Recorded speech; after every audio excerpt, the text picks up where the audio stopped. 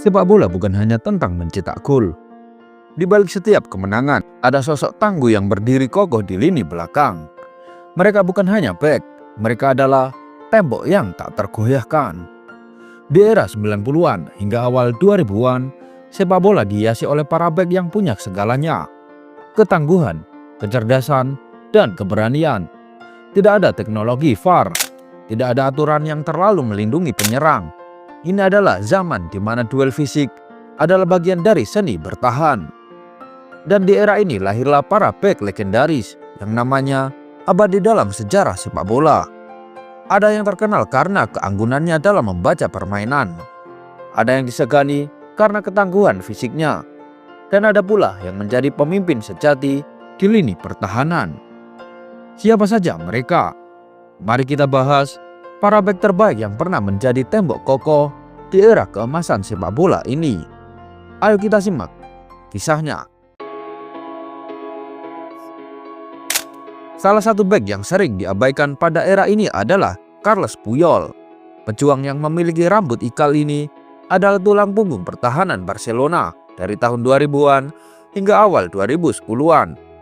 Sebagai kapten, ia memainkan peran krusial dalam salah satu periode paling sukses dalam sejarah klub. Puyol mencatat lebih dari 590 penampilan untuk Barcelona. Berkembang baik sebagai bek tengah maupun bek kanan, ia adalah pemimpin sejati di lini belakang. Meski pada akhir karirnya sempat diolok-olok oleh pemain seperti Angel Di Maria, di masa jayanya, ia adalah salah satu bek paling tangguh untuk dihadapi. Puyol meraih 6 La Liga dan 3 trofi Liga Champions bersama Barcelona. Masih berbincang tentang bek berambut panjang dengan jiwa pejuang, kita tidak bisa melewatkan nama Paolo Maldini. Ia dianggap sebagai salah satu bek terbaik dalam sejarah sepak bola. Maldini memiliki segalanya: kecepatan, kecerdasan, teknik, dan kepemimpinan. Selama 25 tahun karirnya bersama AC Milan, ia mencatatkan lebih dari 900 penampilan dan memenangkan 26 trofi, termasuk 5 gelar Liga Champions. Paolo Maldini adalah pilar pertahanan AC Milan selama bertahun-tahun, dan yang membuatnya benar-benar menonjol adalah fleksibilitasnya. Baik sebagai bek kiri maupun bek tengah, Maldini selalu memberikan 100% di setiap pertandingan. Kemampuannya membaca permainan serta melakukan intercept sejalan dengan keterampilannya dalam bertahan. Bahkan ketika mengalami pertandingan yang sulit, ia tetap mampu menghadapi penyerang 1 lawan 1 dengan agresivitas yang luar biasa. Lihat saja final Liga Champions 2003 antara Juventus dan AC Milan. Maldini adalah sosok kunci dalam menjaga pertahanan timnya, membantu mereka bertahan hingga babak adu penalti, dan akhirnya meraih kemenangan. Dengan total 5 gelar Liga Champions, ia telah mengukir namanya sebagai legenda dalam sejarah sepak bola. Berbicara tentang bek hebat AC Milan, biasanya mereka memiliki pasangan yang sepadan. Jadi bagaimana mungkin kita membicarakan Maldini tanpa menyebut Alessandro Nesta? Nesta adalah bek Italia dengan kecerdasan taktis yang luar biasa, fisik yang dominan, serta kemampuan memainkan operan yang sangat baik. Ia adalah salah satu bek terbaik di masanya dan menjadi bagian tak tergantikan dalam pertahanan AC Milan. Setelah membangun reputasinya di Lazio, Alessandro Nesta menjelma menjadi salah satu bek terbaik dalam sejarah AC Milan. Kemampuannya dalam melakukan tackle begitu presisi, bersih tanpa pelanggaran. Chemistry-nya dengan Paolo Maldini pada era 2000-an menciptakan lini pertahanan yang nyaris tak tertembus. Kombinasi mereka menjadi kunci dalam keberhasilan AC Milan meraih 2 gelar Liga Champions pada tahun 2003 dan 2007. Namun jika kita membicarakan bek hebat yang sering diabaikan banyak orang, nama Rafael Marquez wajib disebut. Maestro asal Meksiko ini menjadi pilar pertahanan Barcelona di pertengahan 2000-an. Berduet dengan pemain-pemain muda yang tengah naik daun, selain sukses di level klub, Marquez juga merupakan legenda sejati bagi tim nasional Meksiko. Membela negaranya dalam berbagai turnamen dan menjadi salah satu pemain paling berpengaruh dalam sejarah sepak bola Meksiko. Rafael Marquez adalah pemimpin sejati di lini pertahanan. Ia memiliki kemampuan alami dalam memainkan umpan-umpan panjang dan mendikte tempo permainan. Salah satu hal yang membuat Marquez begitu spesial adalah transisinya yang mulus saat Pep Guardiola mengubah sistem permainan Barcelona.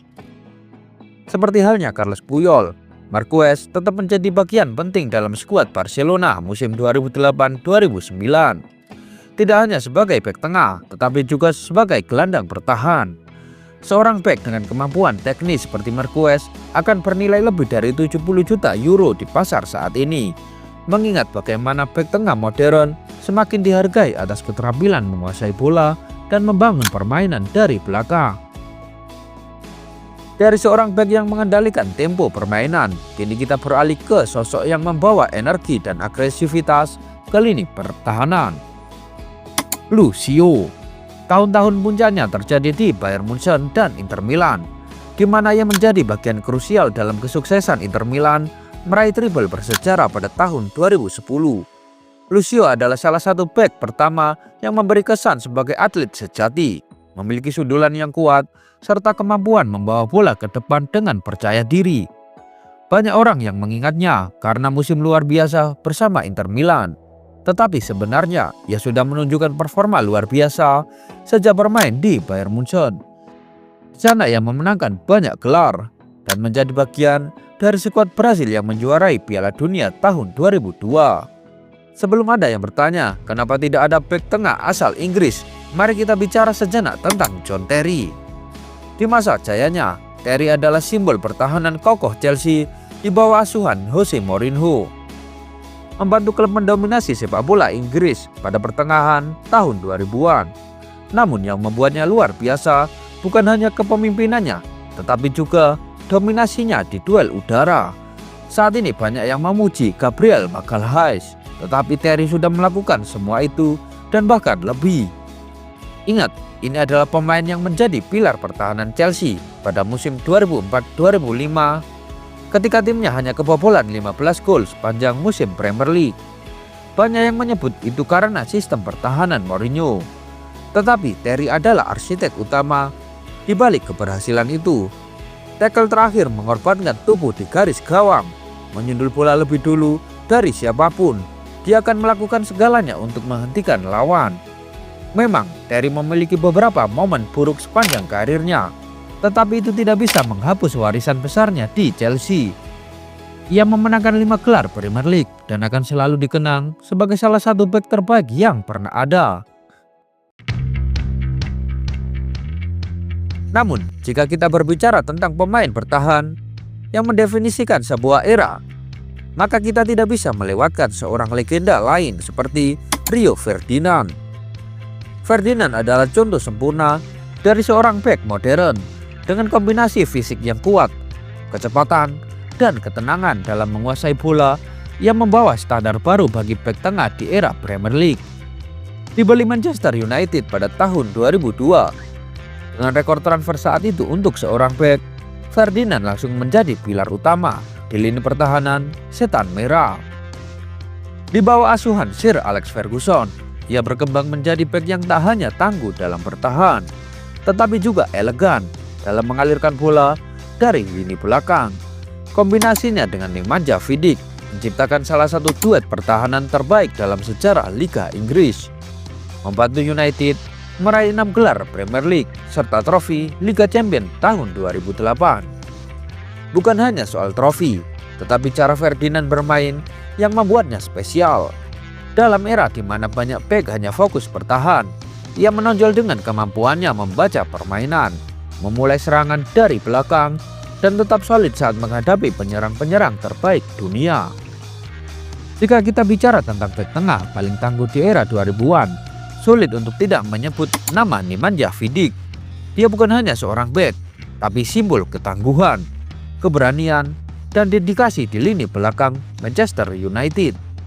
Vidic bergabung dengan United pada Januari tahun 2008, dan sejak saat itu dia menjadi bagian tak tergantikan dari pertahanan Setan Merah. Duetnya bersama Rio Ferdinand menciptakan tembok kokoh yang sangat sulit ditembus.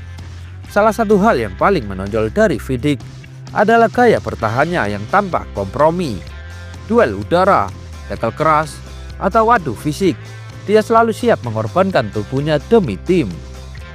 Selama membela Manchester United, Vidic memenangkan 5 gelar Premier League, 3 Piala Liga, dan 1 trofi Liga Champions. Dia juga 2 kali meraih penghargaan pemain terbaik Premier League, sebuah pencapaian luar biasa untuk seorang bek tengah. Tapi yang paling membuatnya spesial adalah mentalitasnya. Tidak peduli seberapa keras lawan menyerang, Vidic selalu berdiri tegak, memimpin lini belakang dengan penuh keberanian. Dia adalah tipe bek yang bisa mengintimidasi striker, bahkan sebelum pertandingan dimulai. Vidic bukan hanya seorang pemain bertahan, dia adalah sebuah tembok, seorang pemimpin, dan legenda sejati. Bek lain yang pantas disebut adalah Roberto Ayala, sosok kunci di lini belakang Argentina dan Valencia. Ayala adalah salah satu alasan utama mengapa Valencia berhasil memenangkan La Liga pada musim 2001-2002 dan musim 2003-2004. Ia adalah kapten sejati yang memimpin dengan penuh otoritas. Lihat saja wajahnya, sosok yang begitu tangguh dan penuh determinasi. Jika bertemu dengannya di lorong gelap, banyak yang mungkin akan memilih untuk berbalik arah. Roberto Ayala menanamkan disiplin dan ketabahan dalam tim Valencia pada awal 2000-an. Selama ia menjadi benteng pertahanan tim, Valencia menikmati salah satu periode terbaik mereka. Dengan Roberto Ayala dilatih oleh manajer jenius Rafa Benitez. Dan ketika kita berbicara tentang bek yang bisa membuat lawan takut, hanya dengan satu tatapan, kita tidak bisa melewatkan Jaap Stam.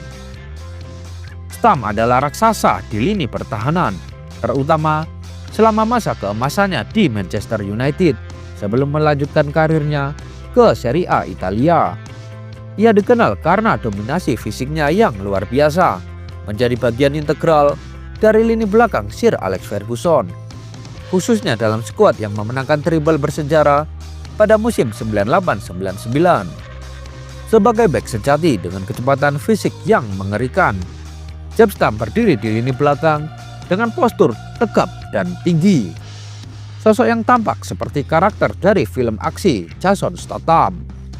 Ia bermain dengan pendekatan tanpa rasa takut, tidak peduli siapa lawannya. Apapun yang terjadi, ia akan melakukan segalanya untuk menghentikan serangan lawan, bahkan jika harus mengorbankan tubuhnya. Jaap Stam meraih 3 gelar Premier League, 1 trofi Liga Champions pada tahun 2000, dan terpilih sebagai bek terbaik Eropa. Dan jika kita berbicara tentang pemain bertahan yang sukses meraih penghargaan individu, kita harus membicarakan Fabio Cannavaro. Dia adalah contoh nyata seorang bek yang hebat, tidak harus mempunyai postur badan yang tinggi. Meskipun termasuk bek tengah yang relatif pendek, kehadiran Cannavaro di lini belakang selalu menghadirkan ketenangan dan kepastian. Anda tahu bahwa setiap kali ia turun ke lapangan, ia akan memberikan 110% dari kemampuannya. Puncak karirnya datang pada tahun 2006 ketika ia memimpin Italia meraih trofi Piala Dunia sebagai kapten. Kejayaannya semakin lengkap setelah turnamen itu saat ia dianugerahi Ballon d'Or, sebuah penghargaan yang sangat jarang diberikan kepada pemain bertahan. Tentu ada yang mempertanyakan, apakah ia benar-benar pantas mendapatkan penghargaan tersebut. Namun jika Anda melihat kembali performanya sepanjang Piala Dunia 2006, tidak ada alasan untuk meragukannya. Italia hanya kebobolan 2 gol sepanjang turnamen, dan tidak satu pun dari permainan terbuka. Kemampuannya dalam membaca permainan, mengantisipasi pergerakan lawan, serta kepemimpinannya di lapangan membuatnya selalu menjadi sosok kunci, baik di tim nasional Italia maupun di klub-klub besar seperti Juventus dan Real Madrid. Cannavaro bukan hanya seorang bek tangguh, tetapi juga pemimpin sejati yang selalu menjadi fondasi di setiap tim yang ia bela. Dan alasan utama mengapa ia masuk dalam daftar ini, karena pada satu titik dalam sejarah sepak bola, Fabio Cannavaro bukan hanya bek terbaik, dia adalah pemain terbaik dunia. Namun jika kita berbicara tentang pemain bertahan yang juga pernah membela Juventus, maka nama Lilian Thuram wajib disebut. Thuram adalah salah satu bek yang mungkin tidak terlalu disorot di era sepak bola saat ini, tetapi ia tetap menonjol sebagai salah satu yang terbaik. yang memainkan peran kunci dalam kesuksesan Prancis di Piala Dunia 1998 dan Euro tahun 2000. Dikenal sebagai pemain bertahan yang serbaguna dan dapat beradaptasi dengan berbagai sistem. Thuram juga punya momen-momen heroik yang sulit dilupakan, terutama di semifinal Piala Dunia 98, di mana ia mencetak 2 gol untuk membawa Prancis menang 2-1 atas Kroasia. Pemain bertahan di era 90-an dan 2000-an sering diidolakan karena kehebatan individu mereka. Mereka mampu membawa tim di pundak mereka, sebuah kontras dengan sepak bola modern yang lebih menekankan sistem pertahanan kolektif dengan peran yang terbagi di seluruh tim. Saat ini jarang melihat seorang bek yang benar-benar menonjol dan menjadi pemimpin utama di lini pertahanan seperti di masa lalu. Meskipun para pemain bertahan modern mungkin tidak akan mendapat sorotan yang sama seperti legenda-legenda seperti Paolo Maldini dan Fabio Cannavaro, peran mereka tetap penting dalam evolusi sepak bola. Dulu tugas utama seorang bek tengah hanyalah bertahan. Namun di era modern, peran mereka jauh lebih kompleks. Kini seorang bek tengah harus bisa menguasai bola, mampu menembus garis pertahanan lawan, memiliki kecepatan untuk mengejar bola jika dilewati, serta cepat dalam melakukan pemulihan posisi. Jika dulu mereka hanya bertugas menghentikan bola agar tidak masuk ke gawang, menahan penyerang, dan mengangkat bola ke depan, sekarang mereka harus bisa melakukan lebih dari itu. Karena perkembangan sepak bola modern, posisi bek tengah telah mengalami perubahan besar, menciptakan berbagai peran seperti penghenti bola, penyapu, hingga bek tengah yang mampu mendistribusikan bola dengan baik. Namun di antara semua perubahan ini, ada satu pemain yang benar-benar mendobrak batas dan mengingatkan dunia bahwa seorang bek bisa tetap menjadi sosok dominan. Virgil van Dijk. Musim 2018-2019 menjadi tolak ukur baru bagi pemain bertahan, dengan Van Dijk tampil luar biasa hingga masuk dalam perbincangan Ballon d'Or, bersanding dengan nama-nama besar seperti Lionel Messi, Cristiano Ronaldo, dan Luka Modric. Kehadirannya membuktikan bahwa seorang bek tengah masih bisa menjadi pusat perhatian, bukan hanya karena kemampuan bertahan, tetapi juga karena kemampuannya membaca permainan, menguasai bola, dan beradaptasi dengan sistem tim. Virgil van Dijk adalah contoh sempurna dari bek tengah modern yang mampu menyatukan keterampilan individu dengan taktik kolektif, sebuah perpaduan ideal yang menjadikannya salah satu bek terbaik dalam sejarah sepak bola modern. Kejayaan para bek di era 2000-an terletak pada keseimbangan mereka. Agresif tetapi tetap tenang, disiplin tetapi tetap kreatif. Mereka bisa melakukan segalanya di lapangan. Pada masa itu, mereka bukan hanya bagian dari sistem, mereka adalah sistem itu sendiri. Setiap bek memiliki gaya kepribadiannya masing-masing yang membuat mereka begitu ikonik. Jadi teman-teman, beritahu saya siapa bek tengah favorit kalian dari era 90-an hingga awal 2000-an, serta siapa bek tengah favorit yang masih bermain saat ini. Saya ingin tahu pendapat kalian. Sepak bola terus berkembang dan setiap era melahirkan bek-bek hebat dengan gaya permainan yang berbeda. Tapi ada satu hal yang pasti, tanpa mereka tidak ada kemenangan yang bisa diraih dengan mudah. Di lain waktu, kita akan kembali membahas lebih dalam tentang para bek legendaris dari masa lalu. Mereka yang tidak hanya menjadi benteng kokoh di lini pertahanan, tetapi juga meninggalkan warisan yang masih dikenang hingga kini.